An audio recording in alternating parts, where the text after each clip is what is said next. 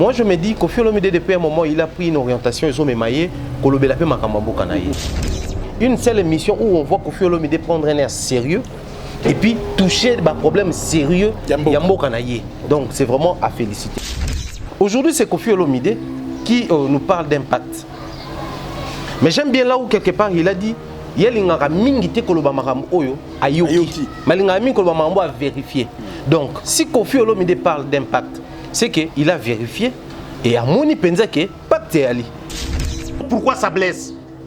Laissez l'artiste s'exprimer conformément à l'article 23. Il peut dire mais c'est Koffi Olomide so bandi ko zaka makombana zolobana a tiena banzembo kaka ndenge lomba zalaki na se ko meloko musisi. Soki a bandi kaka ko tiango na banzembo. Si Koffi Olomide reconnaît que, dans le niveau de côté est, si aujourd'hui, Congolais sont massacrés par les Rwandais, c'est que ils ont un pacte moko et salama où ils ont fait en sorte que les Rwandais ont une autorité sur les Congolais. Mais il éclaircit en disant que le vrai problème, ce n'est pas les peuples congolais contre les peuples rwandais. Mais le problème se situe au niveau de celui qui a signé les pactes. Mais qui a signé ces pactes-là? Koffi Olomide est un homme de la culture à l'obi Makamboana. Makamboana biso depuis un moment, ceux qui basent na pototé, la raison clé est nini. Balinga ko dénoncer Makamboyo les ranambokate, nos compatriotes bazar onyo comme et tout. Je suis d'accord, mais c'est Koffi qui le dit. Ceux qui te sont moment muké c'est la même personne de Koffi Olomide a dénoncé ma machine à voter. Pourquoi tout ça l'expérience à Liboso ne l'auto maîtriser?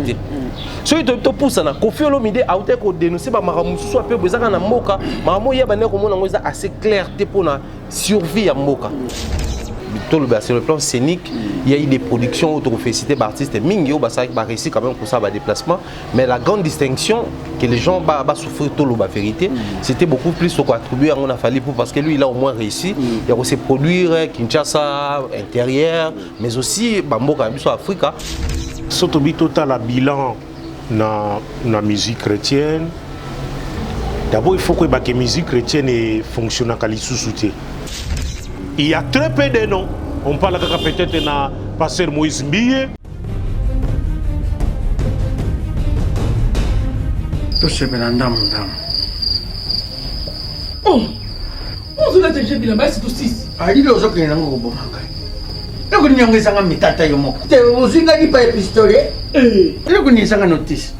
Ba contre indication izate. Oh, ce que yo mena kabloka mabe. Ya lowi.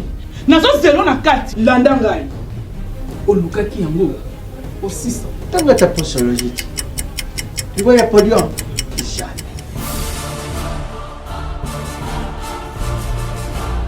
Avec ici, non, pas quand on a attaqué na soko na kabilamba. Ya kanga makana. Ayo moko vraiment. Hein? Ah, solution de Jésus Amat. Solution yango. Maxi Bio Café, ndeni ni ressources. Maxi Bio Café. Ezo sala makambo ebele na nzoto ya moto. Fungola nga mémoire. Dans notre traité, faiblesse sexuelle, hémorroïde. OK. Solution la soir.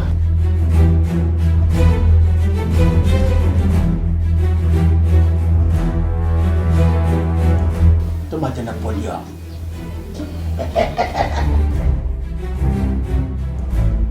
Au 600. Bongo kokate.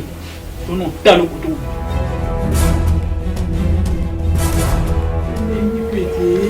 Maxi Bio Café. Maxi Bio Café. Et bongisi balananga. Bien à dire. Podium Napoléon. Pakaluya zomi mwana. Tomela ka na bino yango. Force Mbetu. Danger. Maxi Bio, café original, bande ko tomela yango bona santé na biso. Ezali Bana King, Bana Dar es Salaam, Bana Poto, Bana Mokili Mobimba, Site FM Moko, Afrique Info avec Frank Semai, Kiandankala, twende. X-Bass Marandura Frank Semai. Très chers fidèles internautes, abonnés et non abonnés, bonne année 2020, partout où vous nous suivez. C'est votre émission Analyse aujourd'hui qui va recevoir également des co-débatteurs. Donc il y a à mon extrême gauche Thierry Mumbaya, le pharaon, que vous connaissez très bien, un habitué de cette maison, Africa Mobimba Télévision. Bonjour, bonne année Thierry Mumbaya. Bonne année Franck Stemai, bonne année à tous les abonnés à Africa Info Télévision, aux Arabongo, Ndarunabiso, bonne année à tous les abonnés également à Africa Mobimba Télévision, mais aussi tout le monde ça fait bonne année à non abonnés, mais bazalra fidèle Nabiso. Donc tous les bonheurs pour l'année et surtout que l'amour est régné dans Katina Biso également, pour joindre Mité Manabiso pour compatir dans Bandeko Union sur Baza éprouvé au Baza éprouvé en 2019 et Zana Bangon en 2020 et puis Bandeko Union sur désastre commis dans Bamboka Nyonso mais mingi tokotika na Congo ici comme mis sur tourner dans est na Beni Bandeko na Biso vraiment tous en bino en esprit et je pense que solution aux hommes na Bamarambo. Merci beaucoup Thierry Mumbaya, solution aux hommes na Bamarambo yo. À mon extrême droite c'est donc Jijika Jean-Jacques Kabea, que vous connaissez aussi très bien, Kin l'artiste, un magazine qui passe à Kinshasa, dans plusieurs chaînes de télé, sur plusieurs chaînes de télévision, allais-je dire, mais également, bon, on a souvent avec mon ami, bien sûr, Alvin Béa, hein, Alvin Béa TV, mais aussi La Voix Céleste. Bonjour, Jijika. Bonjour, Ndeko Franck. Bonne année. Hein. Merci pareillement. Bienvenue à Africa Info. Je suis très flatté. Merci beaucoup. Alors, un mot dans l'internaute? Bon, pour moi, c'est un plaisir à coller pour la toute première fois. Dans ce pays, d'abord, on accueille. Yo, mais ça n'a toujours accueillant, merci. Sympa, merci. Gentil. C'est comme un Mumbaya Kuna Pharaon. Tout le temps, moi, bien que. Ambala bosone to beta na mitu mais na côté na ekaka donc c'est un plaisir mote na bonyos bolanda biso. Très bien, alors comme nous avons la parole, on va commencer avec toi Jika. Rentrée des jeux, bilan de 2019 côté musique chrétienne parce que beaucoup plus choses à la macasse côté là. Bon, merci pour la question. Sotobi total à bilan dans la musique chrétienne. D'abord, il faut que la musique chrétienne fonctionne à l'issue. Ah bon? La musique chrétienne fonctionne à l'issue. Ils sont là et chacun se débrouille à sa façon. Vous savez, pour un musicien chrétien fonctionner correctement, il faut ailler mbaka. Ayembakana culte. Premièrement, chaque jour, ce qui culte les alliés, yé et sengela à la présent. Pote, amema batuna losam. Chaque jour, culte les alliés. Mais tant au kota lango, au komona ra, il y a des musiciens chrétiens. Oh yo yebi, basala kayango. La plupart bah comment on va passer. Ongana yebi, il y a depuis toujours bah comment on va passer. Mais à l'élo, oui, bazako monana. Rarement, tout le monde a des images de la culture, parfois ils sont diffusés dans les médias, on ne les voit pas et koyemba. Ça, c'est la première chose. Deuxième chose, bao bazalaka produit dans la maison. Oyebi bien, na bobala na biso ke ba maison de production gospel musique nyo se kangama. Moko etikala Kin Express. Mais il fonctionne comme auparavant. Et comment kaka ndenge wana kaka eza ko bundana. Maison Moussou Césali service chrétien la grâce. Il y a papa Mpakamale là que je salue, à qui je souhaite aussi meilleurs vœux. Ils ont marché mais nali kukumape. Et Bartis oyo lingyo yeba o yebi bakombo. Personne n'est sur le terrain en 2019. Bah bon, mais Bimaki pourtant. Oui. Et donc on comprend qu'il y a des difficultés énormes pour tes musiciens chrétiens sur le plan professionnel à évoluer. Il y a très peu de noms. On parle peut-être de Pasteur Moïse Mbie qui continue à émerger, na Sœur Nabiso ou Yazalaka Naye ou Maison Naye et produisant, tout à fait. Mais les autres, on sent qu'il y a des difficultés. Bazako ko s'épanouir les sous-soutés. Suite, il y a justement ma maison de production. Les alliés les sous-soutés kanga ba porte et les artistes sont obligés de se débrouiller. Donc pour moi, 2019, bilan est vraiment largement très négatif na gospel music. Largement très négatif. Et ça là niveau ya poto parce que ce qui est à niveau ya poto, nous à notre époque, les musiciens à poto na Kinshasa et ça a marché très bien. Les Mbuta venaient ici, les princes, les Maminzungu, ils étaient nombreux qui quittaient l'Europe pour venir Kobe taper ma concert. Mais aujourd'hui, ma production est zate, à part Moïse Mbi à Salak. Et les autres, où sont-ils? Pourquoi ça est sur ma production? C'est le silence total. Donc, largement très négatif. Très bien. Bilan largement très négatif côté gospel music en 2019. Je pense que c'est ça le point de vue de Jujika. Donc voilà, c'est un chroniqueur d'ailleurs de longue date. Hein, bon, il est très bien depuis Raga Télévision et consort. À Salim Mingi pour la gospel music en Boranabiso, bien qu'il y ait Congo reconnaissance à rapidement Mingité, mais bon, on fait avec. Alors, Thierry Momba le Pharaon, tu es côté musique populaire, ou bien la musique mondaine communément. Bilan en 2019, c'est le Thierry Momba.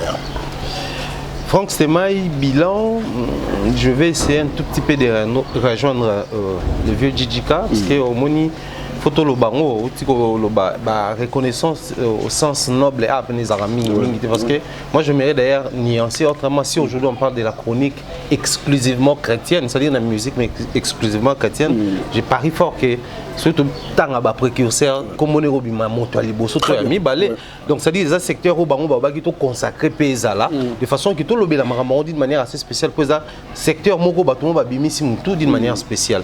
Mais surtout dans la musique na biso vous allez remarquer que 2019 ezaki penza année au titre webité to pesa tout ça la bilan facilement parce que bilan webi généralement zaka actif na passif. Très bien. Mais surtout plutôt qu'il na actif mingi zala quitté parce que 2019 ezaki ana ba promesse. Webi que sur le plan scénique, il y a eu des productions autofélicité d'artistes mingi au basa ba réussi quand même pour ça ba déplacement, mais la grande distinction que les gens ba souffrir tout la vérité, c'était beaucoup plus au attribué à mon affaire pour parce que lui il a au moins réussi, il a aussi produire Kinshasa intérieur, mais aussi Bamboka biso Africa, tout le monde qui est en Australie, tout le monde qui est aux États-Unis, Canada, et puis moi Bamboka mingi qui n'est pas ça ba production na ye showcase net au benga yango. Ensuite tout côté na milliers d'artistes na biso il y a eu aussi des artistes qui se sont démarqués les longues années on a ba single on va citer comme ça ba Inosbi, il y a eu aussi réapparition il y a Déplique Pomba par là après fiasco album là ils ont qui bon lié un échec il y a côté promotion producteur et autres mais ça qui comeback naie mais après tout le monde qui abundi côté wana na moi ba chaîne soit les cani mais surtout tout temps ba grande tête aux qui à promettre album tout ça vous là c'était beaucoup plus na attente ils qui bon tout le monde a balle de match éternel album attendu tout bien bon quand ça prend plus de 10 ans et communément éternité parce que ça décennie na décennie ba révélation ça la mara mais tant on t'a promettre pendant 10 ans tout rosé là ils ont le roi révélation mourir raté au moni 2019 est limité et puis jusque là aucune adresse où ils sont vraiment sérieuse et direct il y a que bon album est quitté pour telle raison pour promettre Robima donc nous sommes au côté d'un bilan mais déjà faut te préciser les retours de Weranson. Pourquoi je veux dire les retours? Parce que Weranson a joué qui la carte, il y a la candidat député, à Kei, Kuna, tout le monde, il y a eu vraiment à boire et à manger. D'un côté, Nabimi, de l'autre côté, Bimi, cours, comment on appelle ça, cours constitutionnel, ils ont réhabilité, soit ils ont réhabilité, Moussouba Kouya, Ozon, et tout le monde, c'était vraiment compliqué. Du coup, tu dois comprendre qu'en même temps, il y a candidat député, mais de l'autre côté, à sa musique, ils ont un projet Robima single, et comme ils ont accompagné dans quelques chansons, les bisous à créer les mots maxi single, et après commis un projet entier album. Album est bimi et après tout le monde qui a découvert tes années dans le sens que Weranson n'a pas aimé naïe, artiste au Bayemba pena batum 60 autres Bajini répondeur et les autres Bayembi na Weranson. Mais après comment on a pena kende toebi généralement na Congo ça la décembre. Moi l'album est bima rebelle pour soit ba générique après la sur ba couleur tout le monde est en mingité. Mais au monde a fait que la même année on est année où tu es que c'est l'exhibition moi image moi vite fait pour chuter, je vais dire comme ça. Le coup là les cas il y a décès DJ Arafat. Ils ont mis ça Bill Clinton dans l'actualité. Et pas Ico, les pères des inspirations et comme bon tous les quoi bimisapé, mais les gens oublient que Bill auto c'est l'homme quoi auto betel son en côté. Ah oui, et là moi bimi très beau clip, qualité sonore qui toque ça moi maintenant qu'il y a eu des gens au bâtiment Maëlewana. Mais par manque il y a un bon manager. Donc on vivre la même réalité. Donc moi je vais dire bilan 2019 n'est aussi si on a un artiste, un musicien populaire, je saute tout le pourcentage, l'équipe 50%. Et c'est fort, dommage et regrettable. Au moment que les artistes et musiciens, quand ils promettent, ils ne réalisent pas que autre étant entre mers, nous devons nous aligner dans la réalité actuelle pour que tout ça on négocie actuellement. Et pourquoi pas tout profiter de l'occasion pour féliciter des jeunes locaux là, Inosbi, locaux là, Robinho Mundibou, parce que Robinho Mundibou depuis il a compris son côté fort. Azo misé wana. Binana yango ebimi, malamo ke occuper place, partout ce que tout le monde est à Gabon, Libreville, à Betty, batu baye binanze mona sika. Donc félicitations, mais les artistes et musiciens doivent travailler de façon que 2020, surtout baoba koya locaux la balle des matchs, locaux là tout simplement moi, aux amis en chemise des mots et tout donc va travailler fort pour que 2020 oyo et accroché. Très bien, merci beaucoup Thierry Mombaya. Bien sûr, nous sommes très contents. Alors, nous allons revenir sur le propos de Koffi Olomide face à Popol Mukelenge mais aussi M. Théophile Munganga et notre sœur, Topesi Bangombote, réalisé une très belle émission avec Koffi Olomide à Londres. Et l'artiste a dit quelque chose qui a interpellé beaucoup alors des Congolais. Et nous qui sommes ici à l'intérieur du pays, ou encore ceux qui sont à l'extérieur, donc on appelle la diaspora, polémiquer autour, il y a propos Koffi Olomide qui parle de la personne qui a signé un pacte avec les Rwandais, qui nous manipulent, qui tue bien sûr nos frères à Béni. Alors ici, avec Thierry Mombaya et Jijika, nous allons essayer un peu d'analyser autour de ces propos. Pourquoi Koffi Olomide d'abord à combien de niveau qu'on dénoncer pendant que depuis de temps langage même quand il passe dans les chaînes internationales nous sommes apolitiques mais aujourd'hui qu'est-ce qui fait que l'artiste en commençant bien sûr par Koffi Olomide comment dénoncer qu'il y a eu quand même une personne qui a signé un pacte avec le Rwandais pour tuer nos frères à Béni. Alors en 2020 pensez naïe. Ils allaient justement diriger Kaka na bandeko na biso wana Béni. Une parole interpellatrice. Aujourd'hui, je commence avec Thierry Mombaya. Mombaya avec toi, je pense qu'on a suivi la propos Koffi Olomide face à Popol Mukelenge na bandeko na biso mususu. Quand on t'a les mawana, ou qui par propos Koffi Olomide, directement tu te dis quoi? En premier lieu, j'aimerais bien commencer par féliciter Pape Popol Premier ainsi que confrère Nabiso Balagiwana pour na koyamba. Bon, tout un pengé kana concert Nabiso j'aime bien gens féminin tout ngapé ko bimisango. Omoni depuis un moment, nous avons eu à reprocher autour de l'artiste Koffi Olomide vu sa grandeur, Trump naïe aujourd'hui le nom de Koffi Olomide, tout ce qui marche avec le nom de Koffi Olomide, ils ont moins en plaire. Alors, c'était fort regrettable de voir que Koffi Olomide quand il se retrouve sous d'autres cieux reçu par des journalistes à Bamboka Moussous, topé na canal Moussous. Donc on a Koffi Olomide prendre un air sérieux, et parler sérieusement et puis toucher des choses si maramoté makamo. Mais quand c'est des Congolais qui reçoivent Koffi Olomide, on a comme l'impression que tout tourne autour, il y a pas polémique à la congolaise, parler des guéguerres, bêtes, liés, artistes et la réalité actuelle de la musique. Et pourtant, Koffi Olomide peut aujourd'hui déclarer des choses qui ont impacté dans le milieu musical. Alors pour moi, c'était une fierté de voir que ces trois têtes-là ont réussi. Je le dis comme ça, sans rancune, mais après, je pense que déplaire Batomoussous, mais ça reste une réalité. Nous avons vu Koffi Olomide à Paris, émission Bela Saluana, Bandeko Congolais, et accroché parce qu'autour de ces émissions, il y a Koffi Arana programme, une seule émission où on voit Koffi Olomide prendre un air sérieux. Et puis toucher des problèmes sérieux, Yambo Kanaye. Donc c'est vraiment à féliciter. Alors s'il faut rentrer dans le détail de la question, moi je me dis que Koffi Olomide depuis un moment il a pris une orientation, ils ont mémaillé,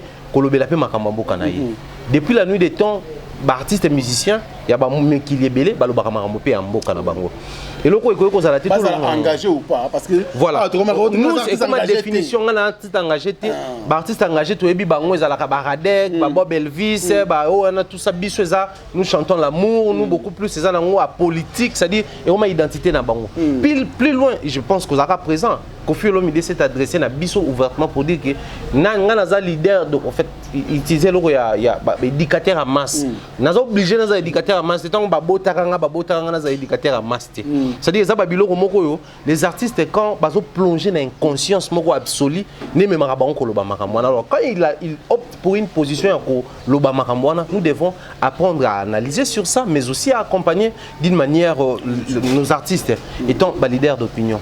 Nos artistes et musiciens, faut que les décideurs te mboka. Ça c'est clair et net et tikali bongo. Mais ce sont quand même influenceurs. Les loboé, un artiste peut dire un truc ou une chose et influencer peut ou TP pour na yango TP mis autrement. Aujourd'hui c'est Koffi Olomide qui nous parle d'impact. Mais j'aime bien là où quelque part il a dit yelinga mingi te koloba makambo oyo ayoki malinga mingi koloba makambo à vérifier. Donc si Koffi Olomide parle d'impact, c'est que il a vérifié et à moni penza que pacte ali. Si Koffi Olomide reconnaît que na niveau ya mboka na biso na ba côté est wana ba beni et autres si aujourd'hui Congolais sont la massacré par les Rwandais. C'est que ils ont un pacte moko et salama ou ils ont ça en sorte que ba Rwandais bazala na autorité sur ba Congolais. Mais il éclaircit en disant que le vrai problème, ce n'est pas les peuples congolais contre les peuples rwandais. Mais il y a des décideurs congolais contre des décideurs rwandais. Il faut opter pour une position et quoi influencer. Franchement, je sais, il y a une forme politique, je ne vais pas trop rentrer dans le cas. Mais il y a un aspect culturel et makambo. Dans la nation, la culture reste. La culture est liée à un comportement. On a Koffi Olomide est un homme de la culture à l'obi makamboana. Makamboana au biso depuis un moment, ceux qui basent na pototé, la raison clé est nini. Balinga ko dénoncer makambo les ranamboka te. Nos compatriotes bazar onyo comme et tout. Je suis d'accord, mais c'est Koffi qui le dit. Ceux qui c'est la même personne de Koffi Olomide a dénoncé ma machine à voter. Pourquoi tout ça l'expérience à Liboso ne l'auto maîtriser? Ceux qui te poussent à Koffi Olomide a été dénoncé par Maramusu soit peu besoin na moka, Maramu ya bané comme on a assez clarté pour na survie à moka. Et toujours avancé, Koffi a mandé moment na moka à Aloba. Ba conseiller vous avez tout autour à Bakondi. Bopé ça va conseil par rapport à la réalité et non par rapport à l'avantage na bino. Tant que tu as une interview à l'Obarani, moi j'ai des amis qui m'aiment et les autres, mais conseiller à Bakondi. Du coup, quand je m'adresse aussi directement à Mastananga. Donc du coup, ils sont forts. Mais Koffi influenceur, je venais de dire tout à l'heure que ça décideur. Un influenceur sera le bill comme ça juste aussi pour allumer mitou ya bateau. Oh, il y a la possibilité qu'on influencer. La part où il y a les bananes. Il y a biso peuple. Peuple les atterra bateau avec na kati ya mboka. Mais ça peut diaspora, la force aussi à la population a rappelé diaspora na bango. La part de notre diaspora pas qu'on sanctionner abusivement et qu'on sanctionner sans faire la part des choses. N'est-ce qu'on faire le mieux accompagner Nanine. Rien du tout. Attendons de réaction peut-être. Il faut attendre. Mais quand il faut prendre des décisions sur ces artistes-là, toujours exempter mon touté. Toujours décider comme ça sur Baronios. Donc moi je pense qu'au fur et à mesure de dire des choses, c'est bien.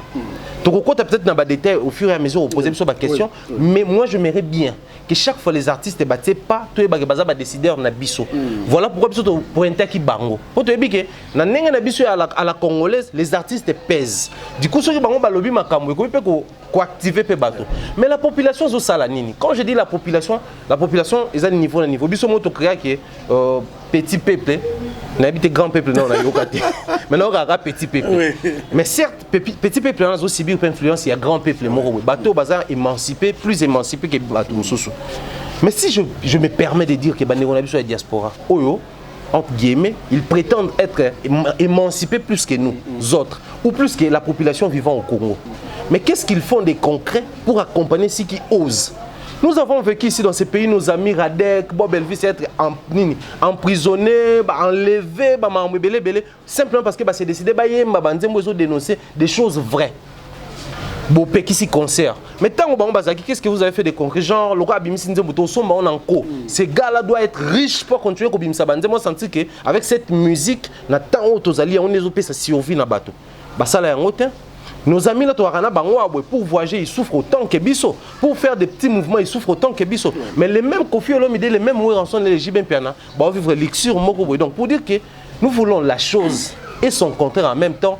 Ça devient une folie. Mais moi, je félicite Kofi Olomide, vu le courage qu'il a eu. Mais seulement, vu qu'il y a le Waramaramo à Yokite, mais il aime beaucoup plus dire des choses à vérifier, j'aimerais bien qu'il approfondisse un tout petit peu. Okay. Et qu'on réfléchisse autour de ça pour permettre à Bisso de faire musique. Très bien. Mais moi, je pense qu'il va se limiter là. Il ne peut pas aller au-delà aussi de sa pensée. Alors, monsieur Jean-Jacques, je pense qu'on l'a dit Thierry Mombaya religieusement. Au Talakipé, je crois, émission ou un extrait, on a Tindela Kyo. Il y a des propos à Kofi Olomide. Mais quand il dit, l'artiste dit que les gens ont signé un pacte na Rwandais pour bannir la bande ko ya biso na pays. Et pourquoi les gens en veulent qu'aux artistes et musiciens? Qu'est-ce que vous avez compris par cette parole ou cette phrase? Bon, avant de répondre à la question, je salue Popol Mukelenge. Que je connais très bien à l'époque Yaraga. Il y a la vague à France, la coupe que je salue, tant que antenne A. On était en bon terme na Popol Mukeleng. D'ailleurs, Sirno à Jijiwan, c'est venu pas à Popol Mukeleng. Yemutu, à Sirno Makanga, Indengewana, na Pessimbote, bonne année, Bissikazal. Bon, na Kolengane na tanga constitution, j'ai bien suivi attentivement mon frère. Thierry Mombandenga Lobi, la Constitution en République démocratique du Congo, l'article 22, l'article 22, Lobi, toute personne a droit à la liberté de pensée, de conscience et de religion. Toute personne. L'article ne dit pas tout Congolais, on dit toute personne. Même un étranger. Sur votre territoire, se sent lésé, il peut exprimer sa pensée.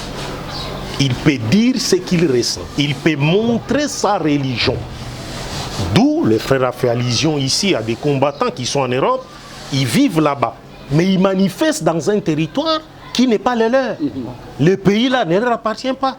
Mais puisque c'est un pays de liberté, ils ont aussi le droit de s'exprimer comme ils veulent. Donc ils ont ces droits-là, de liberté de penser. Mais M. Kofi étant là-bas, à Londres, a aussi cette liberté.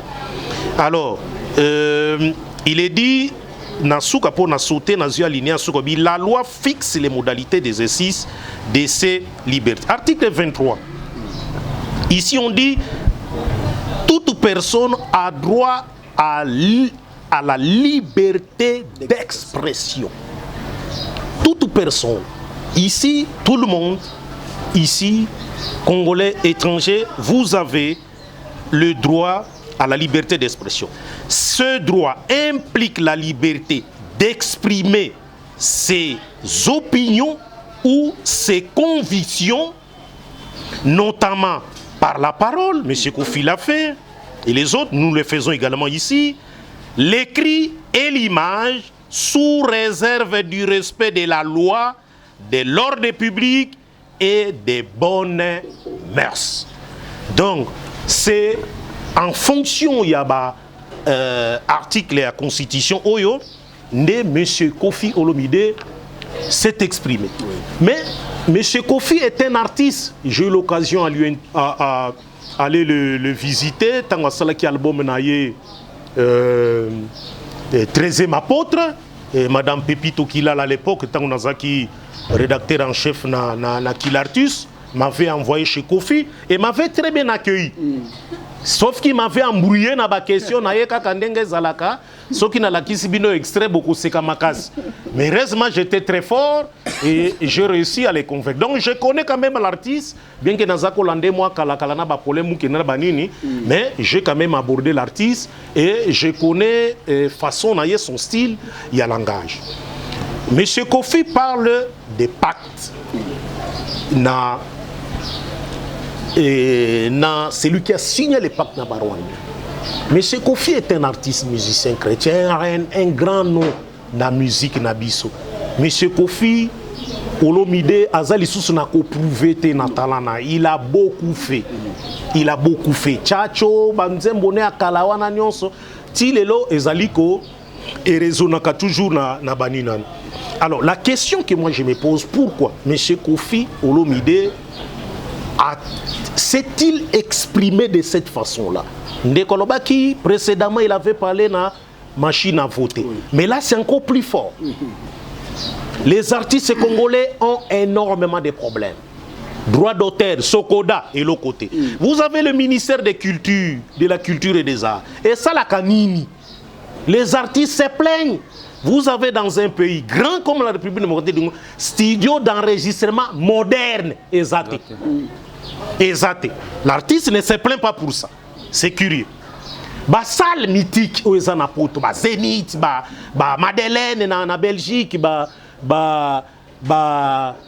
Bercy et consorts. Ils sont fiers, ba Olympia. Fierté Zanabang. Mais chez nous, il n'y a rien. Pas de salle mythique, rien. Aucune salle de spectacle moderne. Depuis 1960, dans la République du Congo, les artistes sont complètement délaissés. Oubliés complètement. À cause de Banani, à cause de pouvoir, depuis 1960 jusqu'à aujourd'hui, ça là le côté pour les artistes. Sokoda, droit d'auteur. Moi j'étais surpris comme on a mandat champ dans Caribou Variété, il y a une consoeur que j'apprécie beaucoup, mamie, il est là moi dans classe Nabiso, dans 3e graduat na Isti Fasik, na Pesimbote cher consoeur. Manda chante azol, loba Sokoda et Foutabiso, bambongo nabiso, to komi na fin de l'année. Mais c'est très grave. Bokene na Sassem, Bokene na Sabam. Regardez comment les artistes là-bas sont rémunérés convenablement, mais chez nous, les artistes meurent pauvres. Pour nous vient de décéder ici. Mais c'est pitoyable. Il faut Maman Olive intervenir et les autorités du pays. Que font-ils ou que font-elles pour que les artistes se retrouvent? Mais ce Kofi Olomide ne s'est pas plaint pour Nango. Ndekwatangi Baradek Banani, que je connais à un certain moment, mais ce Kofi pouvait mettre ça aussi dans une chanson. Vous avez eu ici Franco Luambo Makiadi. Ayembanze Momoko Zalakaka DG. Mais jusqu'aujourd'hui, il n'y a jamais eu de DG à Malamu dans la République. Depuis Kofi Ayembanze Mbouane. Il n'y a jamais eu de DG à Malamu. Même dans la presse, toujours les DG Mabé, Bafutaka Batute, DG Kakandenge Wan. Mais c'est Luambo qui a chanté encore. Talana Jekamine, DG Moko, 200 millions de dollars de Zakobunga, toujours DG Mabé. Mais c'est Kofi Olomide. Il y a un adage qui dit les paroles s'envolent, les écrits restent. Les écrits restent. Les paroles de Kofi. Heureusement, mon jeune frère a rappelé il y a machine à voter. Mais beaucoup ont oublié. Il a rappelé c'est qu'un confrère qu'il faut féliciter. Donc il montre ici les controverses. Il y a des propos, il y a M. Kofi qui parle toujours des choses Ezali et Ezali poignantes, Ezali percutantes dans l'Ibanda que dans son propre pays. Mais ce qu'il dit est très grave. Est très grave. Pourquoi l'a-t-il dit? C'est la question qu'il faut se poser. Les politiques n'en parlent pas. M. Kofi Olomide s'était-il inspiré dans la déclaration à Mouzito qui a parlé de la guerre? Alors que M. Mouzito, en tant que politique, dans l'opposition, Azali n'a droit au Senga Guerte, la constitution Azali a Srobina Tangelabino, article 83, article 84, Bokomona Nani, a Kokiko Senga, déclaré guerre, président de la République, après consultation dans le gouvernement Naye, et puis Conseil supérieur de défense est autorisé pour Salango. Et puis, l'article 144, plus loin, et l'obéli.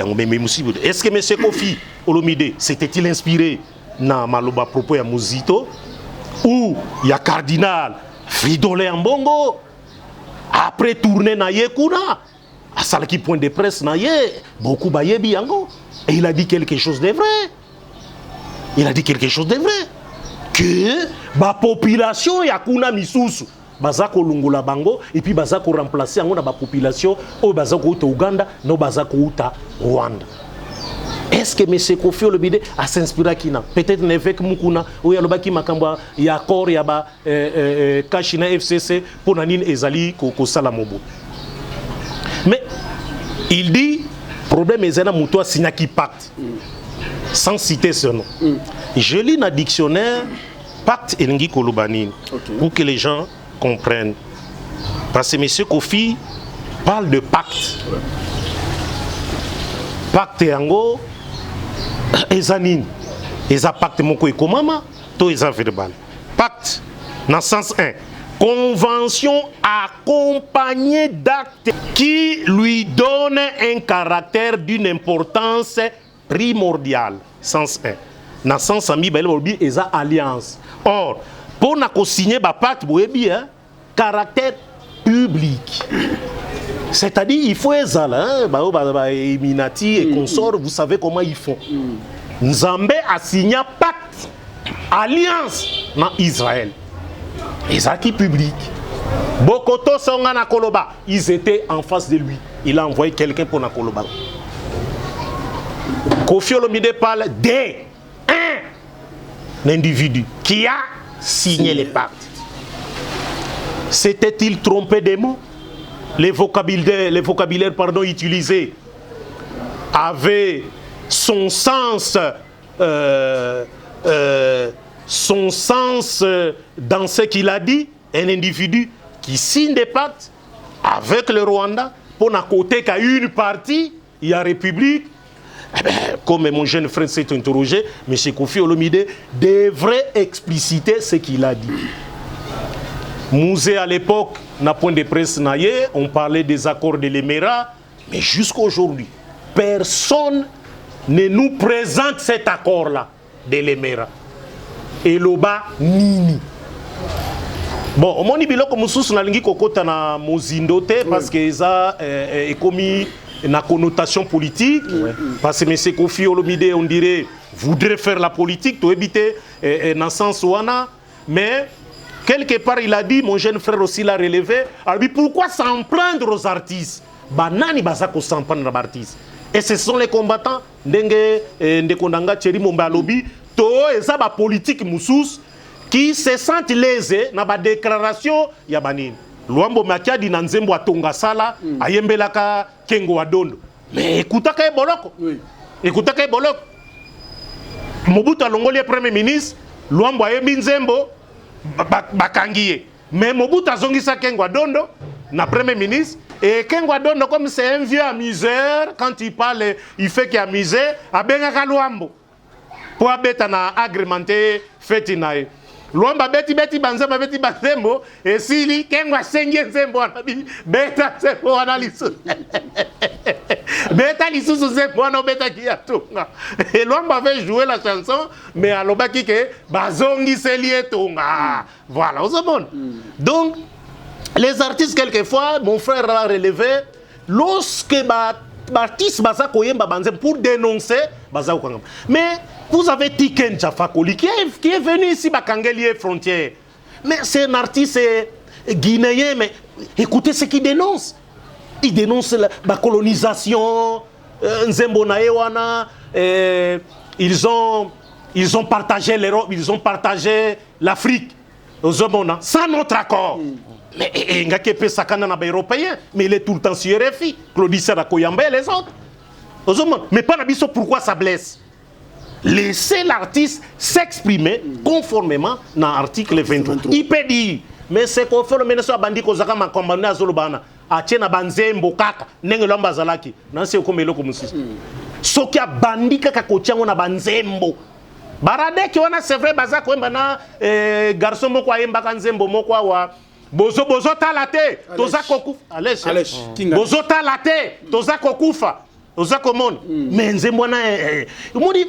La politique nabiso, c'est comme si na yebite so bazaka vraiment na conscience.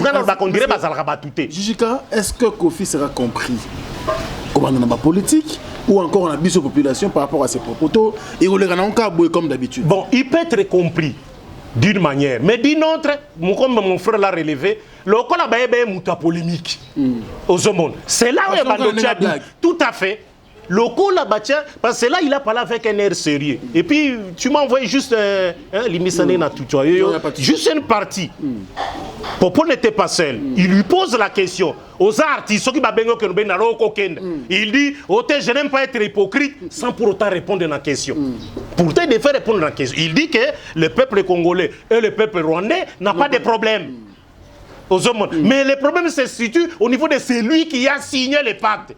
Mais qui a signé ces pactes-là? Il y a le bien la vérité qui cite les noms Moutouara a cité qui les pactes.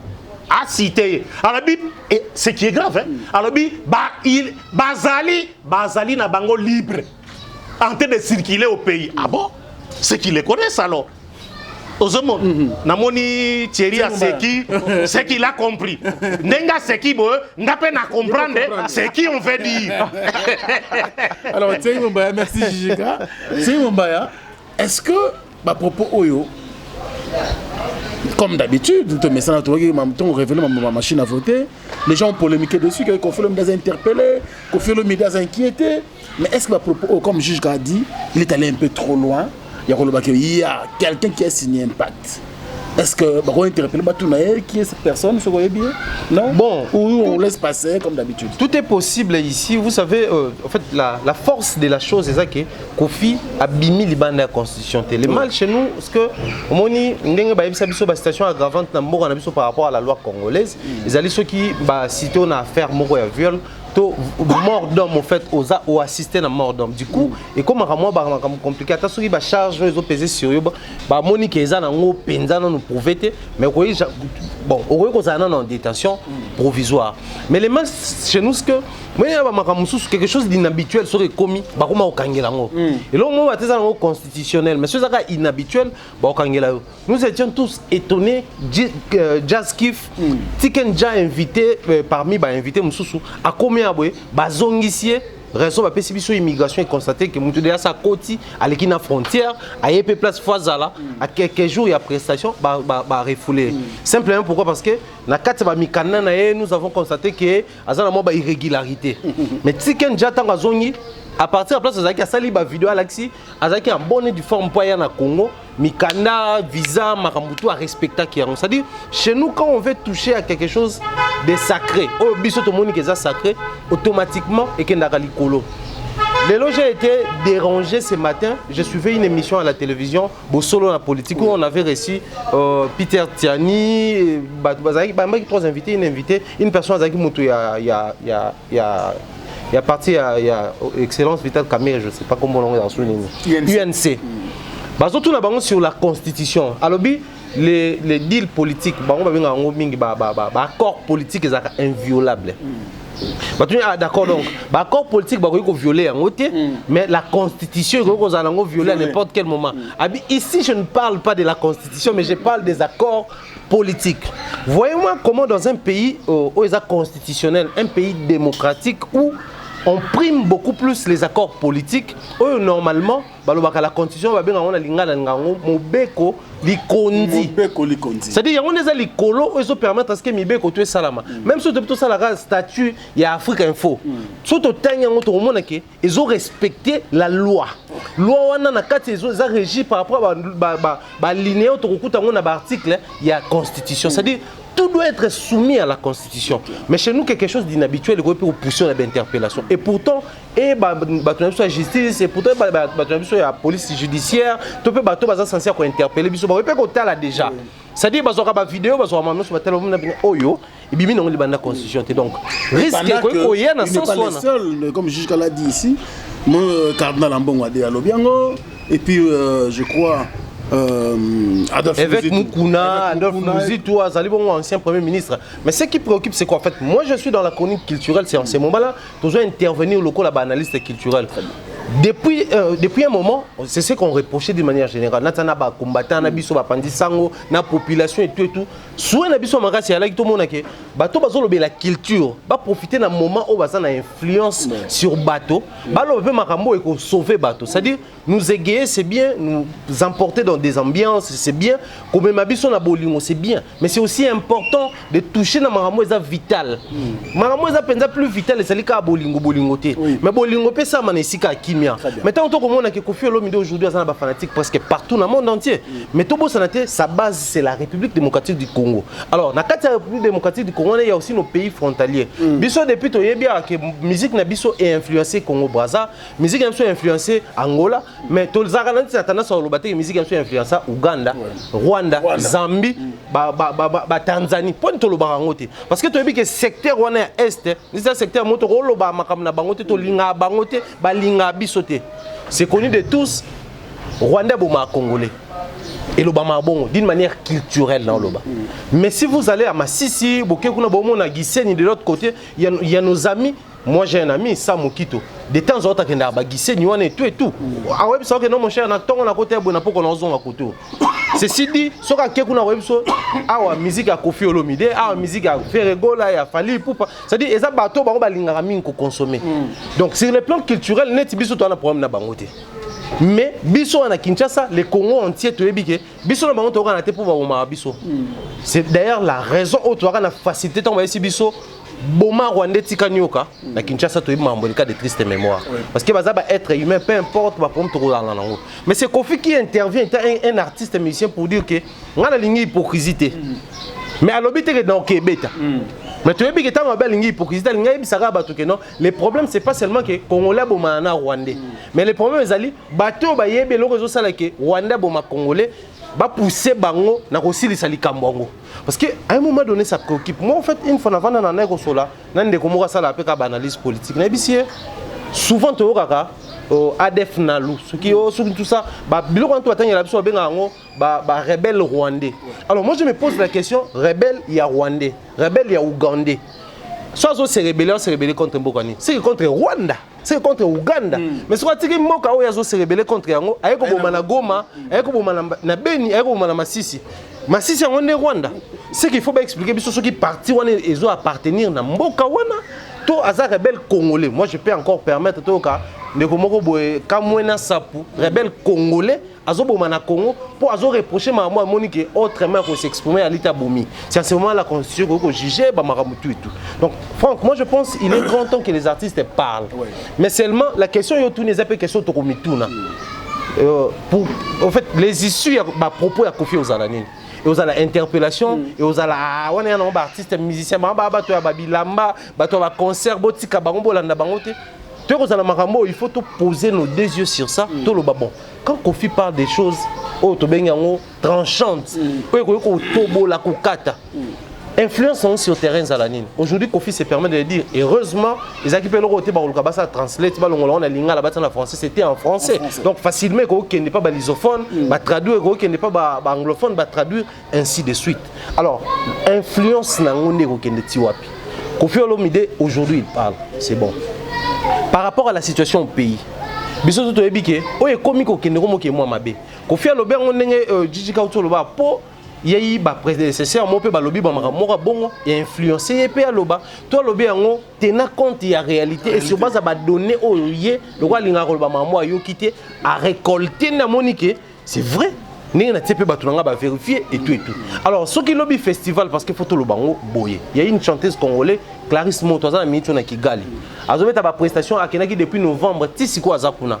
Festival, parce que Bangouna Baroma a fêté le festival, ils ont rébellé. Aujourd'hui, c'est une fierté pour tout Congolais. Ah, on est dans la compagnie X, toute compagnie Y, dans la Rwanda. Ils sont moins chers.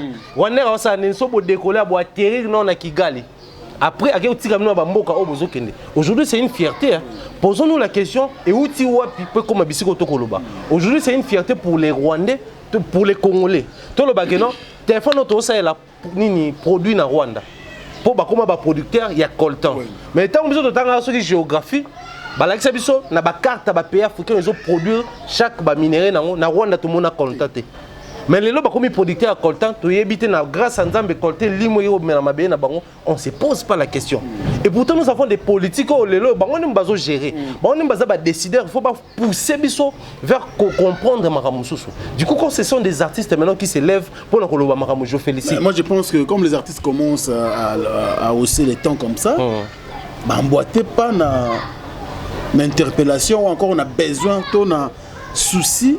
Il y a des combattants, de manière culturelle. Moi, je crois que les combattants ne sont pas plus congolais que nous. Depuis un moment, nous avons compris que les combattants... Mais comme dit tout le monde, on peut quand même significatif. Hein? Significatif, oui, mais oui, que le combat est plus facile lorsqu'on connaît son adversaire. Les combattants combattent qui? Combattent quoi? Parce que déjà, la foule n'a pas de tête. Il faut quand même des dirigeants à la rater. Chef à la rater, ils ont combattu en Angleterre, il y a France, il y a Belgique. Je suis d'accord. Mais le plus grand problème, c'est quoi? Au fait, il y a eu quand même certaines personnes, autant qui sont en opposition, malheureusement, on a pouvoir. Nos amis combattants qui se retrouvent aujourd'hui, les conseillers, les présidents, les se retrouvent, les ministres, les DG, depuis les hier, ils étaient des combattants, ils dénonçaient des choses, ils prétendaient que ceux qui étaient dans laps de temps, sans pour autant tenir compte de la réalité, ils nous ont promis des choses à l'aveuglette. Tenir compte de la réalité, automatiquement, le discours n'a pas commis démagogique. Parce que non, par rapport au Toyota qui est les boules donnez-nous le temps de l'ivresse à miel, ivresse alcool et memi bateau. Alors, moi je me pose la question, Franck, il y a que hier, c'était les politiques qui disaient presque la même chose. Oh, tout le monde impact sur le terrain. Ce qui est remonté il y a 10 ans passés, discours, les gens continuent, ils ont être humains, ils ont congolais. Quand le cardinal Ambongo dit que bazako vider neronabiso pour que bandeko ya moka mususu ba kokote, il a cité nommément le Rwanda et puis l'Ouganda. Ça préoccupe. Mais tout l'église catholique ça là marche, rien n'a changé.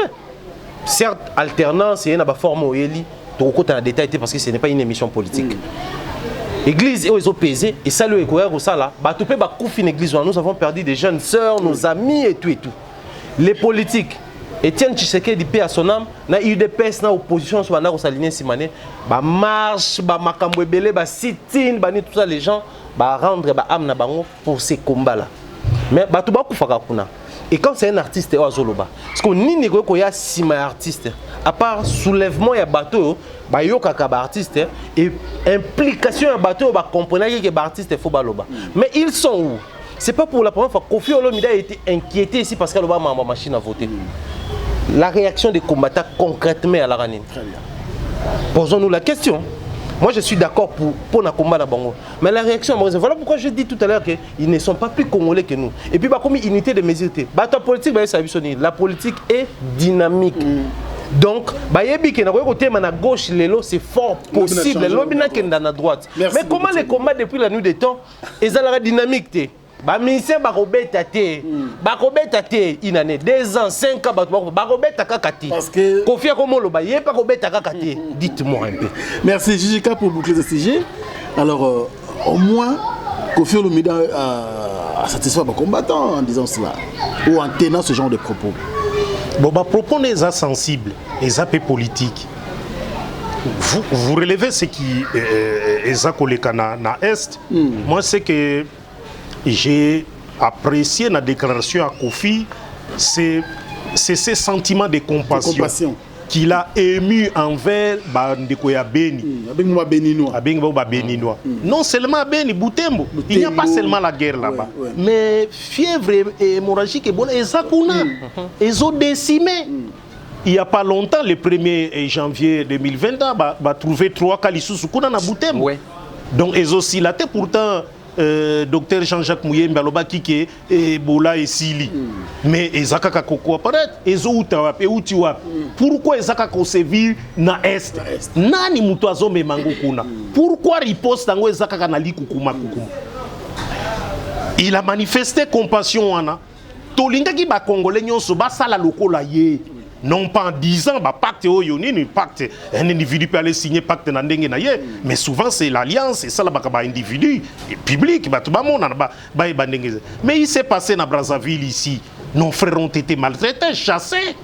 Bamsou bazina na mai bakufa humilié les kana ba vidéo, les gouvernements congolais. Mais chez Kofi Olomide avait-il dit un mot à ce sujet? Où est Rasson Jib et les autres? N'avait dit presque personne n'avait parlé à ce sujet. N'avait rien dit à ce sujet. Pourquoi? Parce que bazana batuna bango, oh bazakana gouvernement Congo Brazzaville, bakipaka bango, bakenubeta ba conseil kuna bazaka bambong. Il devait aussi réagir par rapport. Il y a eloko ba Congola Brazzaville basalaki. Gouvernement Congo Brazzaville devait présenter ba excuse na ba famille à victime et puis qu'on dédommager yango. Gouvernement il y a à l'époque il y a président monsieur Kabila basalangote. On devait exiger yango. Les lois dans le monde bazako exiger ni. Ba pays africain bazako exiger ba futa bango ba nyongwa colonisation. Et c'est bien beau. Bongo ya bino na bino awa. Bokoki ko salangote.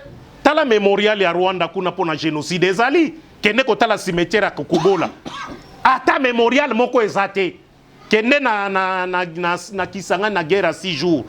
Mémorial moko ezate. Vous voyez? Ça aussi, on devait en parler. Oza komon. Olea kolobakaka bapak c'est vrai. Et bon, moni ndekonanga c'est maeza ba sujet moko sensible. Oui. Tokoya koloba makambo ebele moi na tanga fascicule moko les conflits au Kivu université à Antwerp na Belgique basalango donc na découvrir ki makambo ebele mingi na sujet wana. Oza komon. C'est que moi je retiens. Et puis, na kosenga na ba Congolais, c'est que compassion est ça. Et que les hommes politiques, bango bazako kamba, bango ba décider. Quand la politique va le battre, l'artiste est emboîté les pas à Kofi Olomide, qu'ils accompagnent aussi leurs frères. Bon, la politique baza mieux placée dans le dossier wana. Ils en connaissent beaucoup. Ils en connaissent beaucoup. Mais ce Kofi a dit qu'il a vérifié. Mais le cardinal Ambongo ici, et na point de presse dans Lobaki Yango, il a vu. Il a été sur terrain, mais ce qu'on fait à Londres, il n'a pas été là, il a peut-être vérifié d'habiter ce gars. Mais le cardinal revient de là. À Salikutuna, Mesekuna. Sûrement, on est venu lui informer. Fayoulou Banani, Namouzit sont allés là-bas. Au Moni Balobaki, alors qu'on met Monseigneur Mbonga Lobaki, ils n'ont pas dit ça. Kaka Monseigneur Moutalobaki. Mais Fayoulou na Mouzito, qui ont été aussi là-bas, n'ont pas dit ça. Mais Monseigneur, lui, l'a dit dans point de presse. Mais tous autres, là, point de presse, il y a M. Fayoulou, na Mouzitou, na séjour na Bango, balo bapé ba réalité ni ba monaki et quelles sont les perspectives d'avenir pour nous. Nekonanga na au moni na mboka na biso, il faut to s'aimer climat de paix.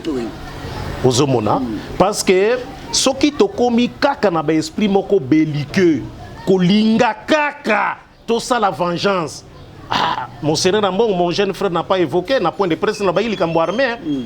Pour soutenir ma Mouzite, ça armée na biso et vanda. Il faut armer et vanda. Pour na kolinga kosala les loko basali wana. Mais ce que vandite et l'autre côté, vous voyez. Qu'est-ce que vous devez faire? Même Yesu alubaki yango. Moutou azona 10 000 hommes. Yoza na 2 000 hommes. Okosala ndengeni. Okokene kosenga kimia. Ça c'est Jésus-Christ qui l'a dit. Parce que yazoya makas. Yoza faible. Yaza na 10 000. Toi tu n'as que 1000. Tu seras obligé ya kosenga la paix oza komona soki ba politique congolais na likambo na bakoki ko kende na sens ya paix kaka poto kana mon frère parle trop de culture et ça j'apprécie beaucoup. La culture apporte la paix. C'est dans la culture, dans les sports, dans la religion qu'il y a la paix. Mais la politique merci beaucoup, Jijika.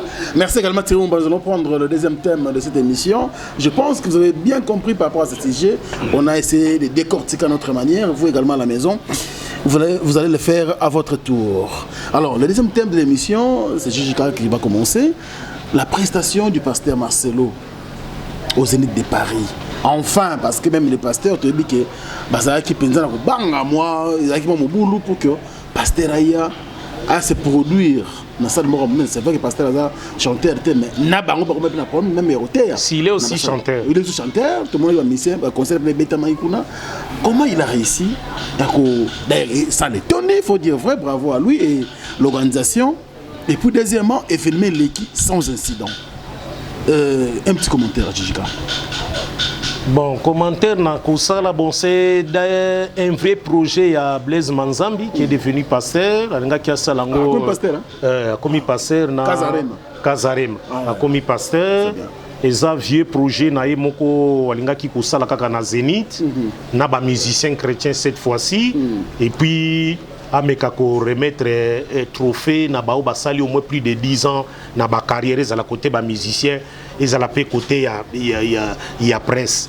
Et là, à réussir après plusieurs années, à niveau à Zénith, il n'y a pas eu seulement Pasteur Marcelo. Bon, malheureusement, je n'ai pas encore suivi les contenus Nango, mais le fait que vous avez Pasteur Marcelo, bon, c'est un pasteur que j'ai eu également à aller poser des questions.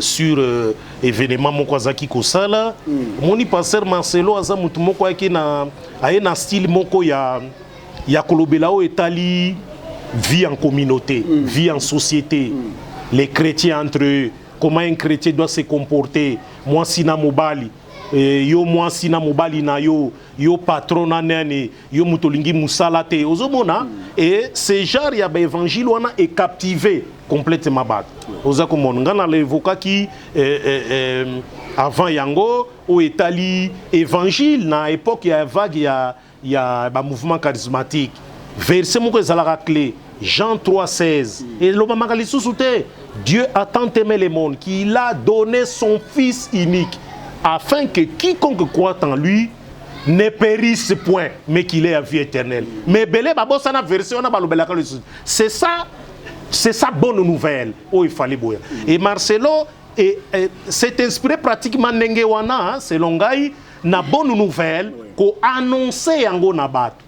Et elle qui très bien avec une pléiade à pasteur Missous ou invita qui un peu partout wana ezala qui événement moko tala pe unique hein bayoka makambo nzambe kala et comment ba combattre ko beta banini mais cette fois-ci ils ont accepté que ele kana kimia batubaya mutu na mutua ayoka liluba na nzambe pe bakumisa nzambe donc ezali loko moko eleki malamu ezali loko eleki malamu Thierry Mumbaya. Marcelo aujourd'hui c'est le pasteur de la diaspora. Pour tout le monde, Bitumbo on n'a pas pasteur le Tchèque, le problème. Mais au moins il a réussi comme ça l'événement. Qu'est-ce qu'on peut dire? C'est le pasteur le mieux aimé de la diaspora? Mieux aimé, je ne sais pas trop parce que la diaspora déjà Zabato est belé. Je ne sais pas que ça on sur base à sondage Nini Karaboye tout le bac c'est le mieux aimé parce que déjà depuis un moment Marcelo par contre à comprendre les Djidjika autour de il a compris en fait la réalité à terrain. Les pasteurs, depuis un moment, moi j'avais comme l'impression les pasteurs, les chrétiens, c'est-à-dire, nous pouvons tenir compte que nous avons associé la parole de Dieu. Selon la religion chrétienne, une parole inspirée, la Bible, mais nous avons associé on a vie sociale yamoto. C'est-à-dire bato bayoka amati on est bato balamuka na tomba kenda pe misala, on bazo ba problème pe na misala na bango, bazo problème entre bailleur na locataire, bazo problème entre cousin na cousine, frère na sœur, c'est-à-dire lui c'est le côté où il a jugé bon, il y a ko simba, c'est-à-dire côté abiso concrètement la parole de Dieu. C'est aussi son côté fort parce que vous devez savoir que pasteur Marcelo a autant cause à Haïti. OK. Dans la vidéo comment les Haïtiens billet, comment bazo apprécier les à côté na bango bazo solana bazo rappeler même ba prédication voilà pourquoi on remarquer ndenge tout monde na ba statut na biso mingi za toujours ba extrait ya ba parole na ye. Aza parmi les pasteurs qui sont na Liban Mboka, je vais citer comme ça Moïse Mbiye, Marcelo Azaki na Libreville, on a qui batu balinga kaye. Au sein hôtel pe vidéo na somo na batu azo singa pe ba Côte d'Ivoire ko ya pa na biso journée et tout. Mais seulement nous devons comprendre une chose est vraie. Franck Stemay, moi, bon, en fait, les côtés organisationnels, j'ai dit félicitations à Kazarema, en tout cas structure Mobima, parce que faut tout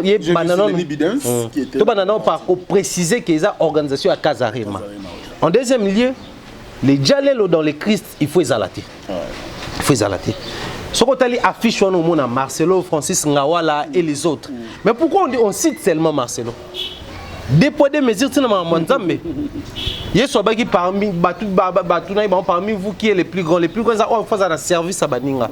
Donc les autres se sont effacés pour trouve que Makambo si Marcelo s'affichait de plus, c'est pourtant il y a presté na temps ba pesa qui il y a eu des artistes émission peut prester na temps ba pesa qui bango ils que le roi moi festival moko boye ba pasteur mususu pe na temps ba pesa qui bango ba prester maintenant comment ba tozo bimsaka neti Marcelo moi je pense que ces comportements là dans le christianisme to croire comme on en côté donc c'est vraiment déplorable côté on a terminé na besoin déplorable c'était pas une organisation il y a pasteur Marcelo Jérémy mais c'était plutôt une organisation il y a Kazarema pasteur Marcelo azaki invité lokola ba Francis Ngawala lokola bato mususu batika kobimisa ngo lokola Marcelo organisé prestation moko na Zénith de Paris à $100 bato baye plein ezaki na nous entrée gratuite ezaki organisation moko et rassembler ba na Nzambe bakuta na base passer ba moment moko festif je ne sais pas si photo benga bongo bazoka lo Nzambe ba ki mo musique Nzambe ba moni ba pasteur bazaka na kini mususu pe na bakuta na bango te parce que ba cadre ebika rezaka makambo ebele donc quand on te félicite organisation mais seulement je ne sais pas si ils appellent une influence culturelle parce que zaki lo mo ba congolais ne bazaki mingwa les étrangers pe ba laki mais zaki plus ba congolais alors surtout c'est les plans culturels c'est aussi dans des moments comme ça où nous devons consacrer quelques moments yako bonne la pona beni yako lobela pe beni yango pourquoi je l'ai dit tu vas na boy papa congolais on a organisé un messe spécial pour la Beni, RDC spécialement, Beni, et puis Madagascar, peut-être Ouganda. Au Kenya, na Congo, ba massacre moi ça mi to ba maramo ele kana normalité, to ça la messe spécial au ba congolais faut baya, mais to za na ba pays nyonso ba monseigneur ba pays tout ba cardinaux ba za disponible, baya to za la wana to bonde la pona yango. Nous devons par contre tenir compte que au-delà de tout, même Jésus-Christ azaki na place wa botamaki. O même ba to pe ba zaki na Yesu. Et bien, il arrive que bato belé ba oya otala Yesu ba programmer bango. Mais jour maman na bande kone ba yaki, ba embangu ba yiki Yesu ote azaba programme ne ba c'est Yesu. Maman na yo na bande kono bazawa na ba oluka yo. C'est-à-dire na okota na ba réponse à Yesu te na politique Yesu te mais qu'est-ce que cela veut dire? C'est-à-dire bazo reconnaître que Joyo peu importe qu'il soit le sauveur du monde, peu importe azala et seigneur, azala ceux qui super, azala muto akota na ba synagogue na banini, mazana papa azana bande konaye. De même tant ba kutana ki wana ba ebake ba origine na bango eza awa et bisiko bango ba uta awa ndi ba promesse voilà pourquoi au monde comme ici polémique c'est bon bien d'organiser na Zénith de Paris mais vous oubliez que na mboka na binopé il y a des problèmes ba problème ezali or les pasteurs au-delà aspect spirituel ko bondi la pour la solution mais espace wana moni misu ya mokile comment peut kotala bisiko bato ba réussir ko sangana ebele parce que tant ba ki gana espace wana que pasteur Marcelo lobi nous allons prier pour notre pays en ce qui concerne les atrocités dans l'Est et dans Bisso, mais en même temps, nous dénonçons ces atrocités. Attendons voir la vidéo entière. Hein, la vidéo entière, oui, mais vous savez, tout le temps, on va commenter, parce que les Congolais, ont un empressement. Oui. Tout le monde a du coup, ce qui est loco, c'est bon les kanaki. N'est pas réussir à filmer partout sur Théa Maloba, partout sur la prière, réussir à filmer partout à dénoncer Mambo Est. Donc les pasteurs sont exemptés dans Mamboana. Automatiquement, tu as mis un musicien, tu as mis un enseignant, tu as mis un politique dans Mamboana. Autant toujours impliquer les musiciens, tu as impliqué tout le monde parce que tant que la bisognon se met dans la main, chacun dans son coin, à l'obélier, même à la maison, nous devons apprendre à communiquer à nos enfants qu'il y a un ça ne va pas dans notre pays. Tant que j'aime dans la Bible quelque part, Balobi, Bana Israël, tant que en Égypte, Bana Sanin. Azu dit commandement plutôt Bana Israël, tant Bana Kola, pour Bana Bamba, loi ya Moïse, Bana Sanin. Bazora loi na dit commandement, ba komi yango. Ils ont un moment où balata même na mutu. Bana na bango ba otanga on a mis toi papa bango. Donc ba comprendre que des moments comme ça loi oyo il a tamari comme le rituel. Yepeta wa koli a komi nango les aba moment moko alata kango bana nepe bazotanga. Voilà pourquoi il est écrit dans la Bible la kisa mwana onzela oyo ya malamu tanga ko kola a bunga ngote. Et ça banzelo photo la kisaba na biso. Aujourd'hui biso ba mususu faut reconnaître yango. Nous sommes surpris de beaucoup de choses simples parce que tous années grandi peut-être na Kinshasa na baba Congo na baba Ndundu. Ba prendre ba est wana neti était l'Arabie Saoudite et pourtant Italie Congo mobimba. Donc j'aimerais bien que au-delà de la religion nous profitions de la situation na ba position tous anango état ba influenceur dans la religion, dans la culture, même dans la presse, to communiquer bateau, même en famille to communiquer. To les mi maramba ba Sainte Jeanne d'Arc. Wazaki française na ba école na biso. Tout le monde a Salif Keïta et les autres, c'est bien. Mais ce qui est important, tu profiter de la situation, tu apprendre un peu banana biso, vrai problème ya Congo peut-être bango ba ya sauver on peut ba kobanda ko yeba yango dès le bas âge parce que faut que biso na kina neto tanga to yeba bina ba programme beni pena bien depuis au moins non nzoka beni existe depuis ba créer Congo. Donc c'est merci vraiment beaucoup Thierry Momba, il nous reste qu'un seul thème. J'aimerais réagir un tout petit peu dans Makambo Alobi pour on a mis l'angle beaucoup plus l'accent beaucoup plus sur Marcelo et les autres. L'organisation non c'est la même dans la Bible il y avait toujours quelqu'un qui est à l'affiche. Les autres ébaillés Nassima. Si Kazarema, l'organisateur événement, avait misé sur lui et les autres secondairement, les Ali Mabete, donc bibliquement il n'a pas fauté. Ça c'est la première chose. Deuxième chose, il parle de même Yesu Batbazaki qui programmé. Non. Jésus était un homme oyo mutunyo sozala qui na accessibilité ya ko kutananai bango nyos c'est que ba passer ba ko makana ba bureau na bango ezalaka malamu te le passer reçoit de telle faute na Bible ezali faute. Jésus-Christ n'a jamais fait ça. À tout moment, vous voulez le voir, même Kosimba. Non,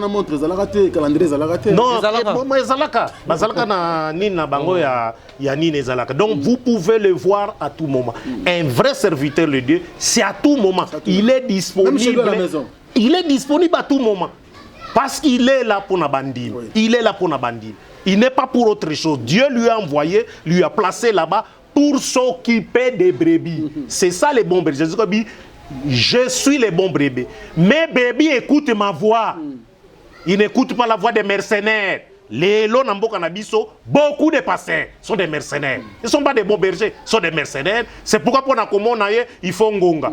Alors, les pasteurs reçoivent chaque lundi de 10h à 15h. Kende Kuna. Aïe, Nanoute.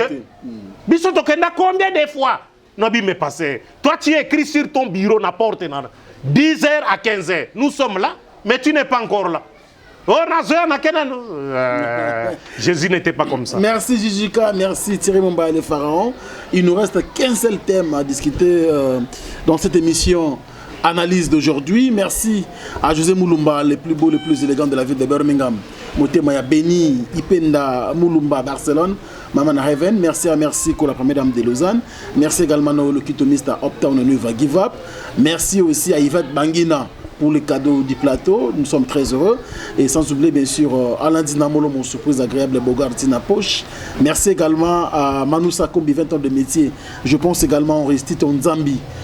Meilleur vœu à toi, Restite en Zambie, décembre à Kouele. Merci à Diesel, la City London. Sans oublier bien sûr Gauthier Mascotte, le boss idéal. Il y a Willy Moucheni, le code mondial, merci pour tout. Et puis, Bande Gotou, nous avons ensemble, Nabik Boza et Belé. Alors, Boza n'arabino jamais. Mais Hervé également, à Guilain Gantebe et sa femme, bien sûr, Clarisse Mouyembi. Merci beaucoup pour tout. Et je penserai également, Bande Gotou, nous sommes ensemble avec beaucoup de plaisir. Tu vois comment c'est ce sujet, le tout dernier d'ailleurs de cette émission.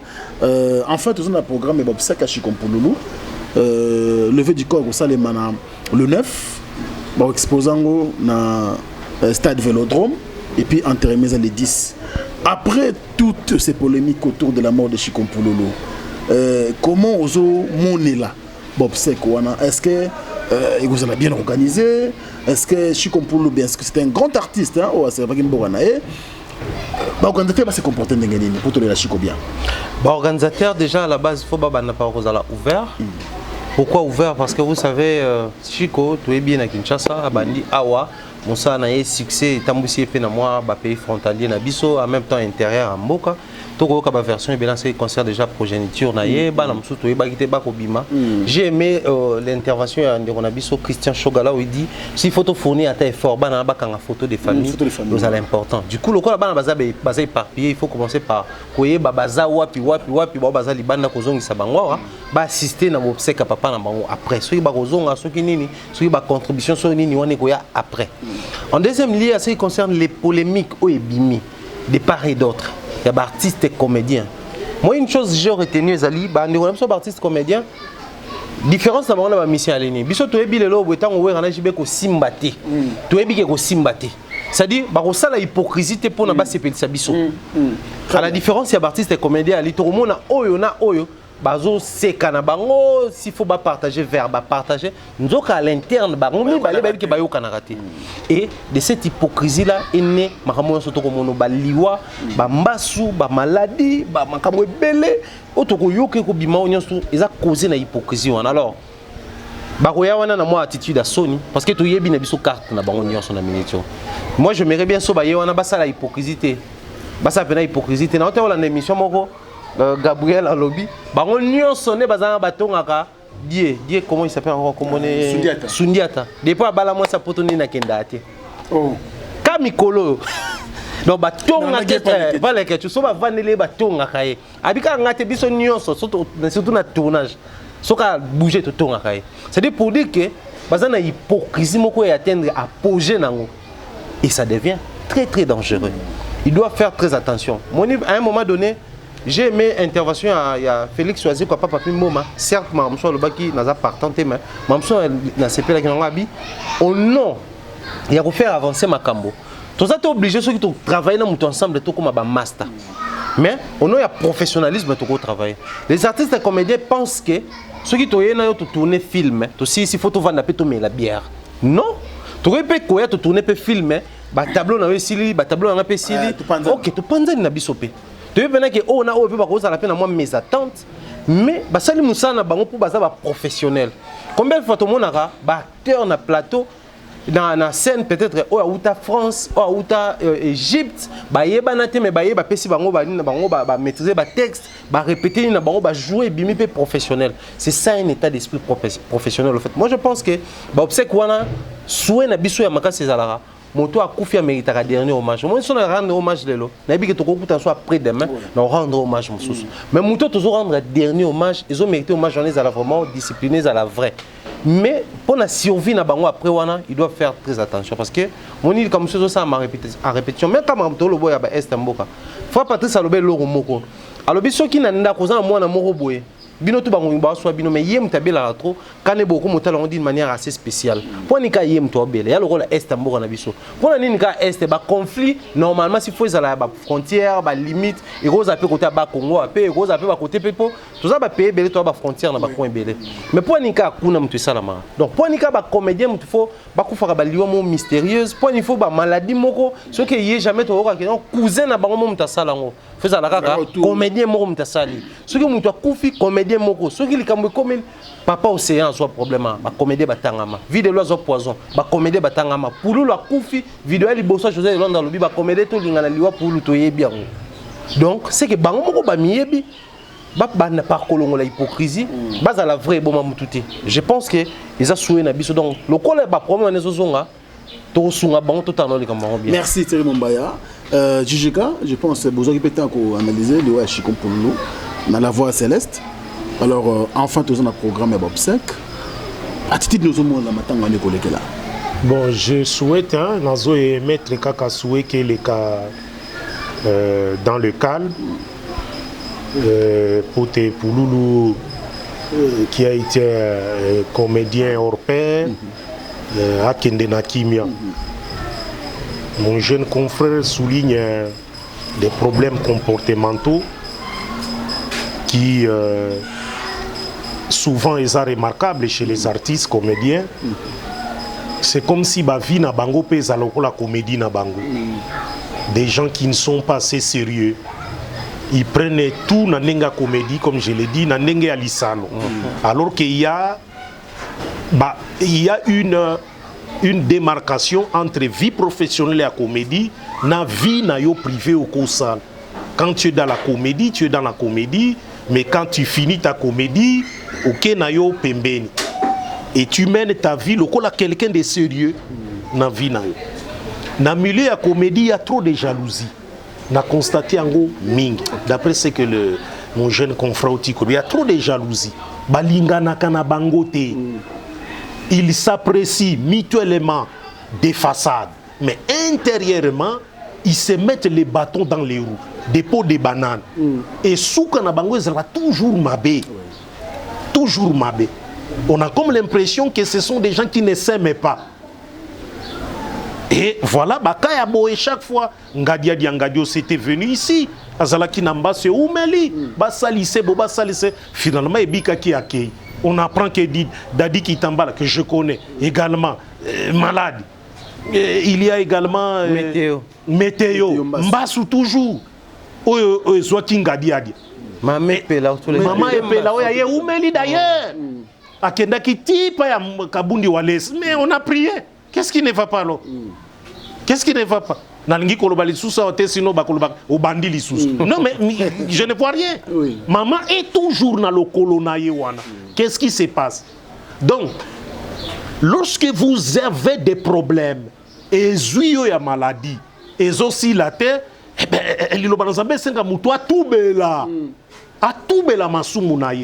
lorsque vous savez que vous avez des problèmes, et ça avancé. Mais la conscience, la Bible dit, si notre conscience nous condamne, Dieu est plus grand que notre conscience.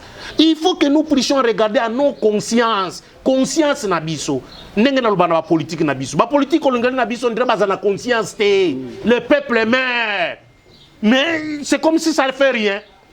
Et c'est comme les Congolais nyonso. Les artistes entre eux, puisque nous parlons na Kapouloulou, c'est comme s'il n'y a pas de conscience, il y a vie professionnelle, na vie privée. Trop de jalousie inutile. Et voilà comment Bazako Kouf n'a pas condition ni ministère de la culture de là et ça la que l'eau Pouloulou azaki ba droit d'auteur naie to yebit. Mais ba élément ne ba sketch ne a diffusé un peu partout. Mais progéniture il faut bénéficier nango. Et que n'a qui bambonga. On avait fond de promotion culturelle là Natang Mobutu Achaki pour apporter coup de pouce na culture na mboko na bis. Mbonga ne bimake kendaka. Nani alia kango.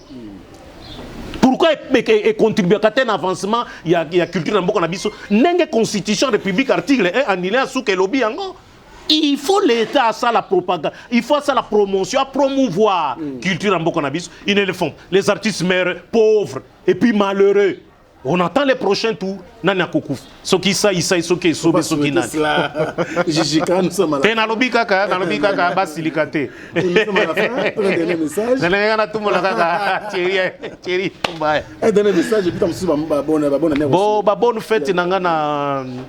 Ceux qui me suivent, présenté par Colonance na Magui Barwani à Londres ou à Koufela Kindeko na Jekamina wana na Lubumbashi Nzamba consolé famille Mobimba maman nanga Adolphine Komesha na pesi en tout cas ba meilleur velisusu année 2022 à la succès Pascaline Cha la petite sœur na Bruxelles maman nanga Mbouikoupa petite sœur nanga Dorika Nabana nyonso na pesi mbote makasi Viebosh bisika azali vie nanga stani aza maladi na Montréal na Canada bino nyonso bozali kuna année 2020 ezalade moko ya manamu pona bino mon ami de souffrance Prospes Domilas na Luanda bisika ozali yo pose la kokende liboso la bouche autorisée apôtre Feza misa na Zurich Bisiko Zali, Yopé 2020 au Kende Liboso, et puis j'ai compati na Batunyo Sabeni.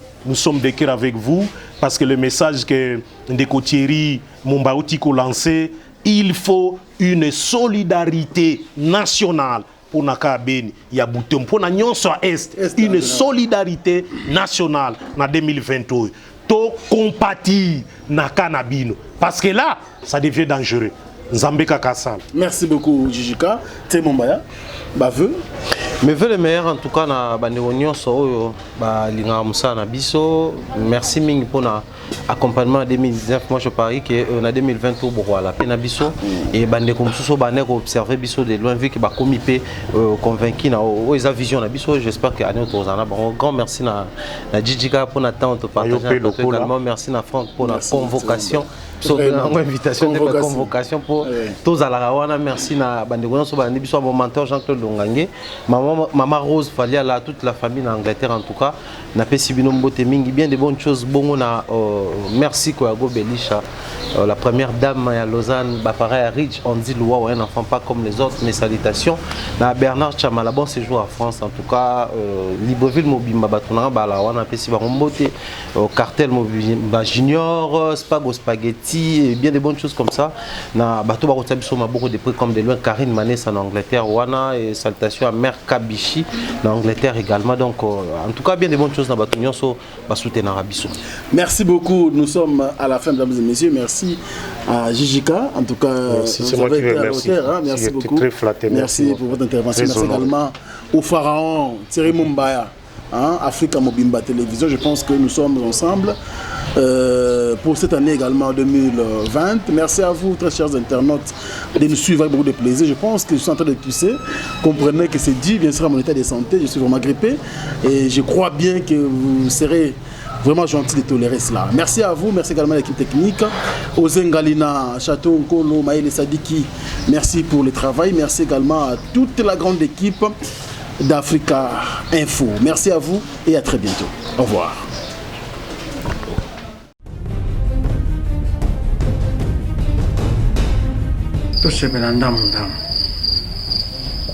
Oh, on a déjà vu la masse de 6. Ali lozo ke nango ko bomanga. Loko nyonge sanga mitata yo moko. Te uzinga di pa pistolet. Loko ni sanga notice. Ba contre indication izate. Oh. Ce que yo mena kabilo ka mabe. Ya lowi. Nazo zelo na kati landa ngai. Olukaki yango. O 600. Tanga ta posologie. Tu vois ya podium.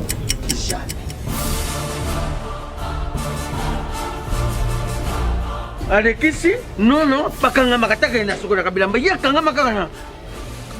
Ayo moko vraiment. Hein? Solution de Jésus Amat.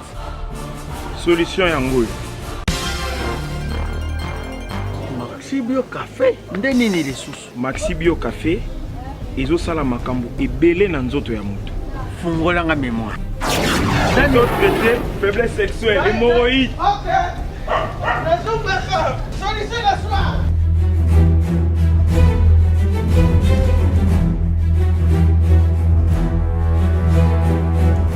Tomate Napoléon.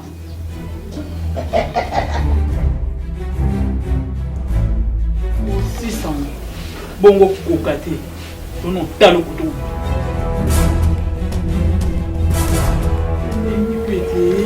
Maxibio Café. Nazonga kamwana. Maxibio Café. Et bongisi bala nanga. Rien à dire. Podium Napoléon. Pakaluya zomi mwana. Tomelaka na bino yango. Force Mbetu. Danger. Maxibio, café original, bandeko tomela yango bona santé na biso. Bana King, bana Dar es Salaam, bana Poto, bana mokili mobimba, site FM moko, Afrique Info avec Franck Semaï, Yandankala, twende.